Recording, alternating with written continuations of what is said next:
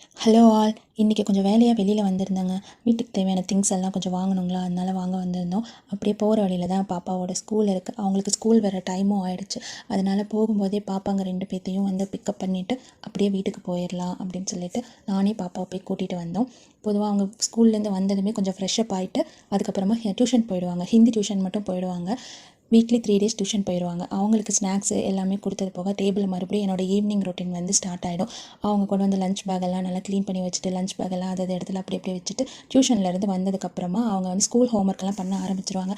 அந்த டைனிங் டேபிளில் தான் எல்லா விஷயங்களும் நடக்கும். ஏன்னா அங்கேருந்து நான் கிச்சனில் சமைச்சிட்டே இவங்களுக்கு வந்து நான் ஹோம்ஒர்க் சொல்லி கொடுத்துக்கிட்டே இருப்பேன்.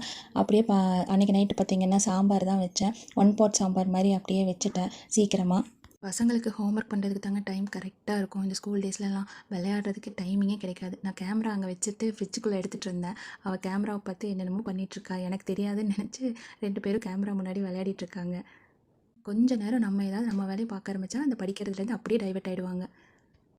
மேக்ஸிமம் எங்கள் வீட்டில் பார்த்திங்கன்னா அதிகமாக சாம்பார் தான் அதிகமாக வைப்போம். எல்லாருமே வந்து அதை விரும்பி சாப்பிடுவாங்க. பெரியவங்க எல்லோரும் விரும்பி சாப்பிடுவாங்க. அதனால் அதிகமான நேரங்கள் சாம்பார் தான். இட்லினா சாம்பார், தோசைனா சாம்பார். பசங்களுக்காக மட்டும்தான் நான் வந்து அந்த சட்னின்றதே அரைப்பேன். வெங்காயம் தக்காளி போட்ட சட்னி. இப்போ நான் சாம்பார் வந்து இவ்வளோ கஷ்டப்பட்டு வச்சிட்ருக்கேன்.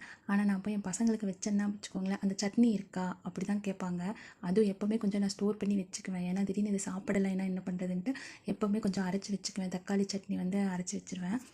போட் சாம்பார் தான். வெங்காயம் மட்டும் கடைசியில் தாளிச்சிட்டு மற்ற வெஜிடபிள்ஸ் எல்லாம் ஆல்ரெடி பருப்புலேயே போட்டு நான் வேக வச்சுட்டு அதுக்கப்புறமா இதை தாளித்து அதில் கொட்டிடுவேன். நல்லாயிருக்கும். தோசைக்கு இட்லிக்கு சாப்பிட்றதுக்கெல்லாம் நல்லாயிருக்கும். இதுக்கு நடுவில் வந்து இந்த பாக்ஸ் பார்த்திங்கன்னா மீஷோவில் வாங்கினேன். நல்லா யூஸ்ஃபுல்லாக இருக்குது.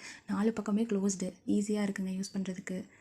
இப்போ பார்த்திங்கன்னா இதில் என்கிட்ட பேசிக்கிட்டே இருக்கா இவ. ஆனால் வந்து அந்த சாம்பாரில் மட்டும் டச் பண்ணாமல் அந்த சட்னியை மட்டும்தான் டச் பண்ணி சாப்பிட்டே இருப்பாள். அந்த சாம்பார் பார்த்திங்கன்னா அப்படி